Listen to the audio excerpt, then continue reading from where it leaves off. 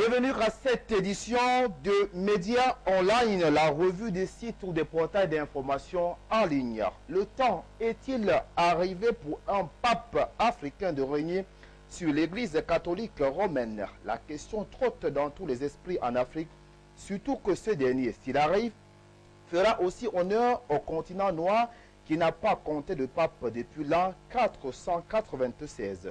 Plusieurs noms des potentiels successeurs de Benoît XVI circulent. C'est ce qui a amené le portail en ligne béninois 24 heures au Bénin de dresser son listing.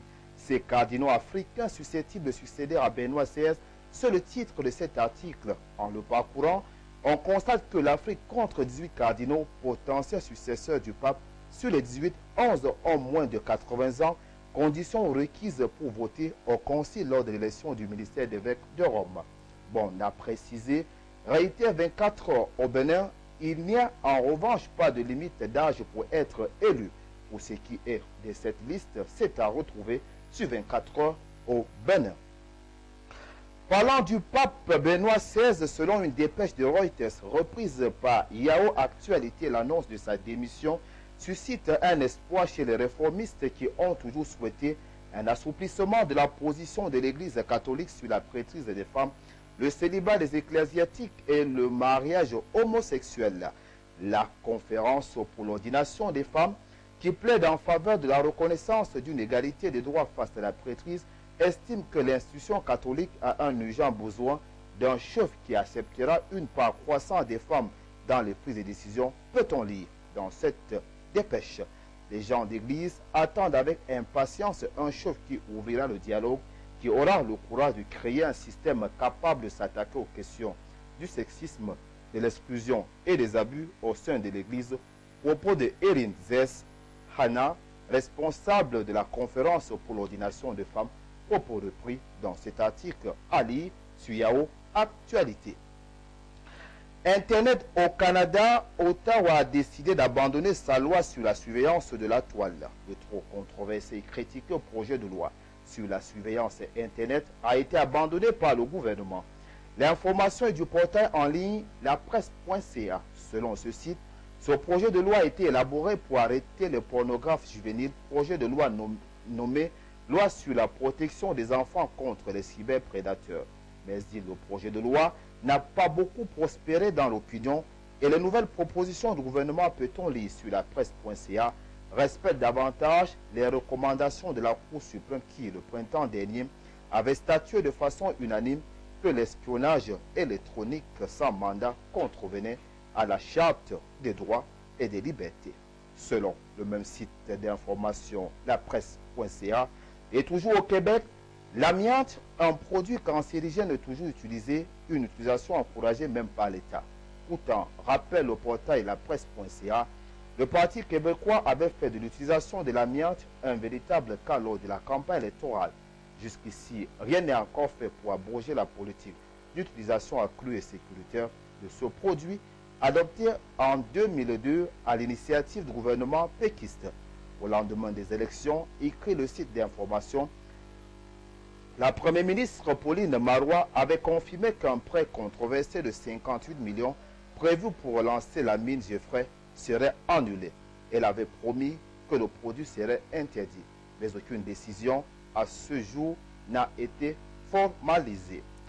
Attention, les pneus d'occasion, un danger pour la santé. Encore appelé France au revoir au Burkina, et surtout sa capitale Ouagadougou, devenue, d'après le site Façonnette, un dépotoir, bien que connaissant auprès donc des usagers un succès. Les pneus d'occasion représentent aussi l'une des premières causes d'accidents de circulation. Les pneus d'occasion nocifs pour la santé de l'homme, c'est le titre choisi pour ce portail dans sa rubrique environnement ou page verte. Sur la chaussée, écrit le site, les pneus de mauvaise qualité représentent un risque puisqu'ils diminuent aussi la couche du goudron lorsque le conducteur freine. Bien plus encore, le pneu usé n'est pas biodégradable et de ce fait source de pollution en raison des composantes chimiques qu'il contient. Au Cameroun, le sable est un produit qui passe bon marché en ce moment. Bureau de vache grasse pour les vendeurs de sable. L'information est du portail économique Investir au Cameroun. Depuis le début de la saison sèche, L'activité de vente de sable est florissante dans le pays, écrit le site. La production est en hausse et s'accompagne même d'une baisse de prix, ce qui fait courir les acheteurs. Autre raison pour cette bonne santé dans la filière sable au Cameroun, les grands travaux engagés dans le pays, travaux qui dopent la demande en sable. Et ce fait divers dans le pays, 25 000 francs CFA comme amende, c'est la somme que doit payer un mineur surpris dans un bar dans l'ouest du Cameroun.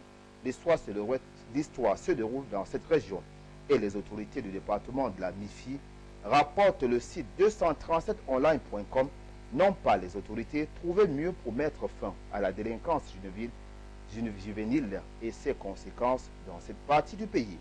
La leçon est inoubliable, peut-on lire dans les colonnes de ce portail. Ce qui est sûr, reprend 237online.com, la délinquance juvénile semble avoir les côtes solides dans le pays. Il faut tout faire, sinon le Cameroun risque d'avoir un sérieux problème avec sa jeunesse, pourtant fer de lance de la nation, ou l'espoir pour demain. Et cet autre fait divers, nous sommes au Sénégal, avec un procès qui a joué ses prolongations d'une autre manière devant la cour d'appel de Dakar. Risque devant la cour d'appel de Dakar, l'avocat de la défense donne un coup de poing au plaignant.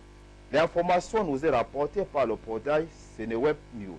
Après un affrontement à la barre, les deux parties ont tenu un second combat en dehors de la salle d'audience avec les muscles pour se répartir les déclarations de la partie civile.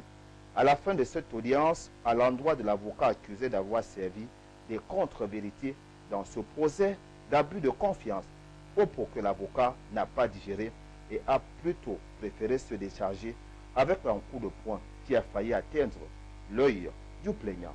La scène est courante dans de nombreux pays et c'est le monde tel qu'il va.